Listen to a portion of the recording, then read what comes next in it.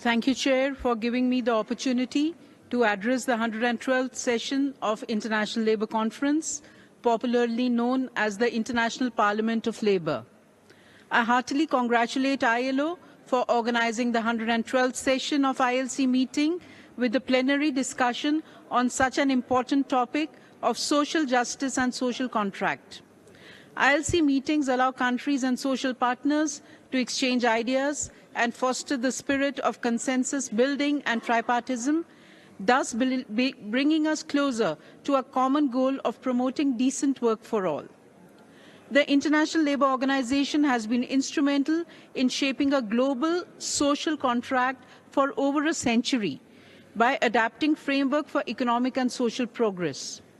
ILO's emphasis on social protection sets benchmarks for key governance principles that lead to decent work and opportunities for all. Being a member of the coordinating group of the ILO's Global Coalition for Social Justice, India is committed to advancing social justice across the globe. India is guided by the principles of justice, liberty, equality and fraternity enshrined in our Constitution to establish equitable and accessible social security systems for all. The fundamental rights enshrined in India's Constitution symbolizes our commitment to social justice and fair treatment for every citizen. India is moving towards a better future with the aim to provide universal social security to all formal and informal workers. Employees Provident Fund Organization and Employees State Insurance Corporation are pivotal in providing social security benefits in India to organized workers, reaching millions across the country. The Employees Provident Fund Organization extends benefits such as provident, pension and insurance funds to over 2.4 million establishments. Currently, 320 million members' accounts are maintained under the Employees Provident Fund Organization as in 23-24. The Employees State Insurance Corporation is serving 34.29 million insured persons, offering assistance in various exigencies, including death, sickness, old age, with a network of 165 hospitals and more than 1,500 dispensaries across India. For providing social security to informal sector workers, India has created a national database of unorganized workers in the country, seeded with unique identification numbers through a digital portal named eShram.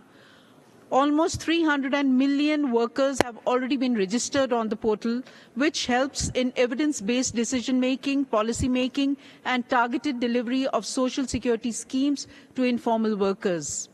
The eShram portal has been linked with the National Career Service Portal, providing employment-related services and opportunities to the labour, and also the Skill India portal, which provides skill development opportunities, as well as with the portal for a pension scheme for informal workers, thereby benefiting millions of informal workers in the country.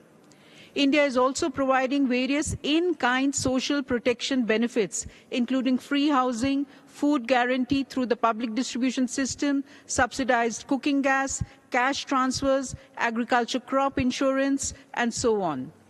These efforts, coupled with advancements in digital payments and governance through direct benefit transfer system and financial inclusion initiatives, have led to good governance and a targeted system of delivery of benefits. India, with the support of ILO, has made efforts to map the unique beneficiaries of social security under the various central sector schemes, and based on this exercise, ILO has revised its estimate of social protection coverage in India to about 48.8% in its database. While I thank ILO for their sincere efforts for the correct estimation, the figure of 48.8% is also an underestimation of actual social security coverage in India, because it does not account for in-kind benefits provided to the citizens of the country, and B, it excludes the social security schemes which are run by the state governments in India. The actual social security coverage of India is much higher. During 2023, under India's presidency, the G20 countries marked a significant stride towards addressing global skills gap, social protection of gig and platform workers, and sustainable financing of social protection. the G20 countries agreed to conduct a pilot study on international reference classification of occupations. This will help in skill gap mapping and addressing global skills gaps by cross-border job matching. India has already committed 10 million rupees for this pilot study. I also urge ILO and other G20 countries to contribute towards this pilot study. India is promoting the safe and regular migration of skilled personnel to countries facing labor shortages. ILO is requested to prioritize its programs towards safe and regular international migration and encourage countries to sign bilateral or plurilateral migration and mobility partnership agreements and social security agreements for the welfare of international migrants. India has witnessed a rise in female labour force participation rate from about 23% in 2017-18 to 37% in 22-23. Government of India has enacted 4 labour codes to support gender equity, gender equality, provide comprehensive childcare services, have flexible working arrangements, and also prohibit gender discrimination and harassment at workplace, thereby promoting gender equality and economic prosperity. Lastly, I thank ILO for bringing together the countries across the globe to work towards labour welfare and for the development of a renewed social contract. Thank you.